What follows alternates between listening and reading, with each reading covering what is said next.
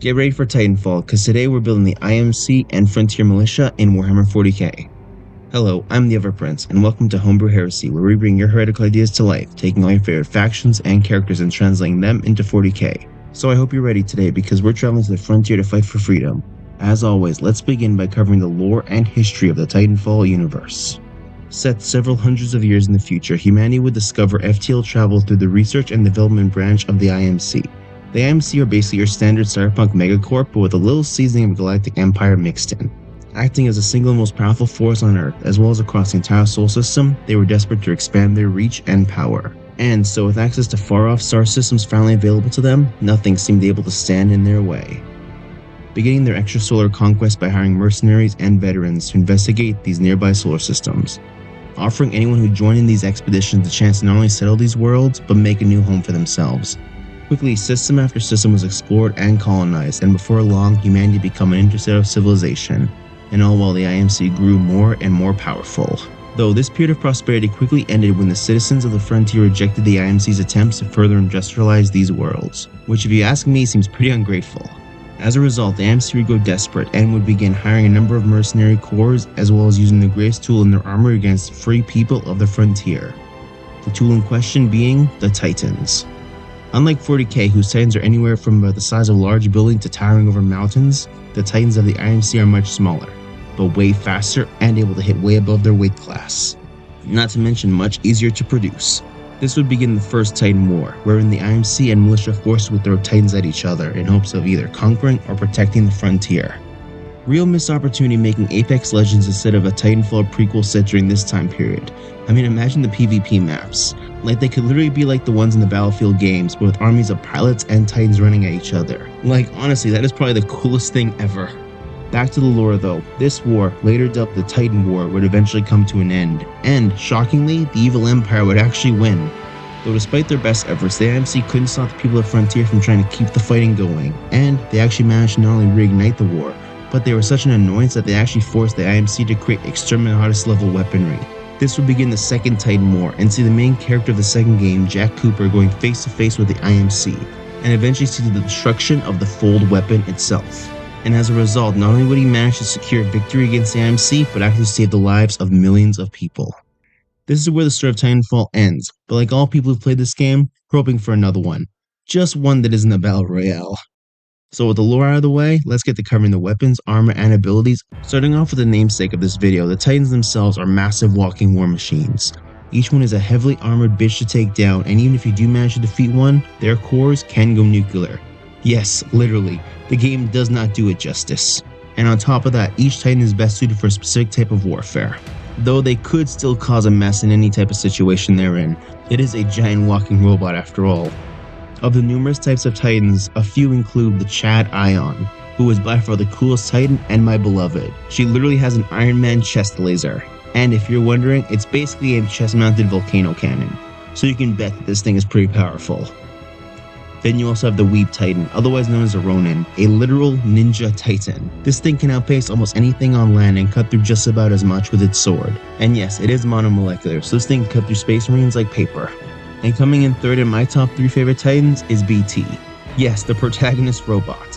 The thing about BT that makes him special and my favorite is his onboard learning AI. While BT is the most personable of all Titans, each one does have their own onboard AI system. These AIs allow the Titans to learn on the fly and assist the pilot as needed, sometimes even without the pilot needing to communicate it. And of course, while it is important to cover all the Titans, it's also important for us to cover the one in charge of operating them, the pilots. Put this image in your head, okay? Let's imagine that you do manage to actually take down a Titan, maybe at the cost of a few dozen of your own men. Next thing you know, you'll see this thing go nuclear and a wall-running superhuman taking out the rest of your force all by themselves. It is said that a single pilot without their Titan can take on a squad of soldiers all by themselves, and if they do have a Titan, they're basically equivalent to a small army. Or to paraphrase a quote from the Heresy, the only thing that can kill a pilot is another pilot. And that shit is metal as hell. So then, now that we're done flexing the Titans, let's cover their methods of war. From what we see in the campaign of Titanfall 2, the Titans seem like specialized units that are only called for very important missions. And while yes, that is true, that is only the case for the Frontier, who have very few Titans and pilots to spare. Whereas the IMC will literally throw Titans at a problem until there isn't one. So this honestly leaves us with a lot of wiggle room. I like to imagine this is an army being one that has a very weird scaling with numbers. Like, they might have very few models in smaller games, but then they get a scary amount as the game size increases. But outside of that, there isn't much we could do with their methods of war. Which means we can begin by covering which faction we'll be using for this homebrew. And after some careful consideration and deep meditation, I came to the conclusion that no other faction best fits the Titans of Titanfall than it's the Knights. It's always the Knights, obviously. So with all that taken care of, we can begin by writing our lore. But before that, make sure to hit that like and subscribe, and consider becoming a heretic today. House Titanis is a greater house within the ranks of the Imperial nobility. Located on the frail world of Harmony within the Frontier Expanse, they train their initiates extensively and to their absolute limits. Once complete, not only are they more likely to succeed when they bond with the Throw Mechanicus, but each one is a highly skilled soldier and fighter even when forced from their knights. This has allowed House Titanis to earn many glories throughout their history, as their pilots are not limited to the walking weapons that is their knight.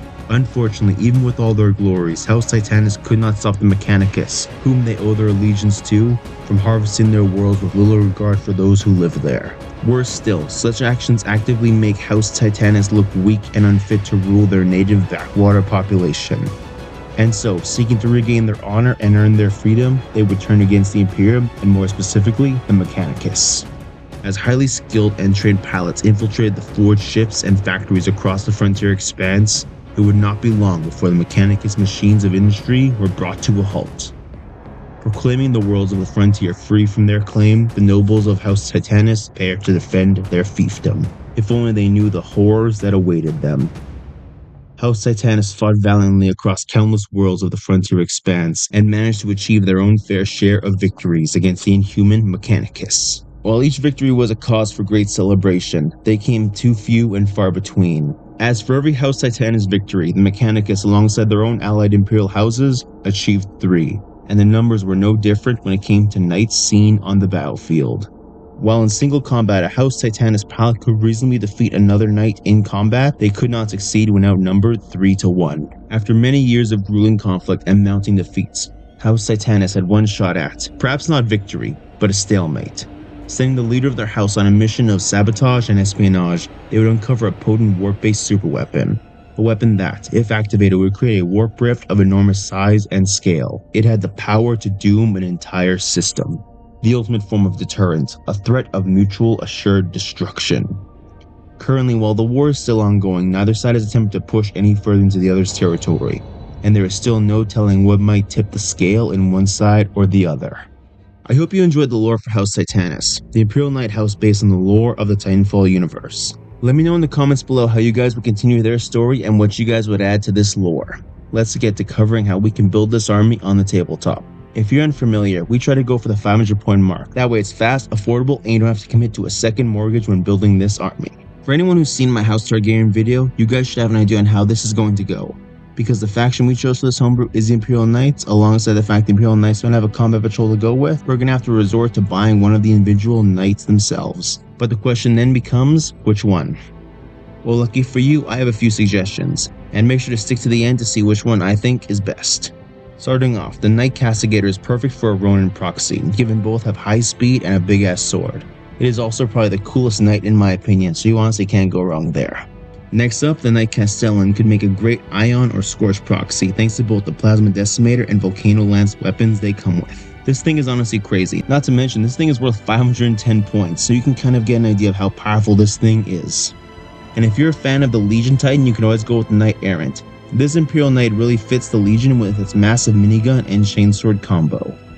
All of these are great choices, but by far the best Knight model you can get for building the Titans in Warhammer 40k is Canis Rex. Yes, the knight that comes with a little guy beside it. In fact, it's because of this little guy, his name is Sir Hector by the way, that I think this model is perfect for this homebrew. Whenever Canis Rex is destroyed, not only does this thing go nuclear just like all the Titans in Titanfall, but also lets us spawn the Sir Hector Mini, allowing us to play as the pilot. And while not on par with the Space Marines, Sir Hector does actually have pretty decent survivability as a result of his 3 wounds and lone operative ability. Plus his gun is actually pretty strong despite it just being a pistol. Though I'd honestly suggest avoiding having to use it. Hector doesn't exactly have a grappling hook to get him out of danger after all. And of course, with our models out of the way, it's time to cover what rules we'll be using for this homebrew. And just like most other factions, GW hasn't given the Knights their codex yet. Lucky for us though, it's a pretty decent and thematic one. Indomitable Heroes gives our Knight models a feel no pain ability, which could reflect the Titan's energy shields they all have, and as good as a feel no pain is, the upcoming ability is even better. You see, we can't properly build a Titanfall proxy if we don't have the fall part, and would you look at that, GW already has an enhancement that does just that. The Mysterious Garden enhancement allows us to give one Knight model the Deep Strike ability. Yes, for real, you can straight up drop a Knight in your opponent's backline, and it is just as amazing as it sounds. And if that wasn't cool enough, you could even use it to teleport around the map during your opponent's turn. Altogether, this setup lets us play Titanfall and Warhammer 40k. Feel free to leave any suggestions for future videos in the comment section below, and if you guys made it this far, why not check out another one of my videos? Maybe set up your own little crossover battle between this homebrew and another one on my channel. But otherwise, I've got nothing else to say. I hope you guys all had a great rest of your day. Bye.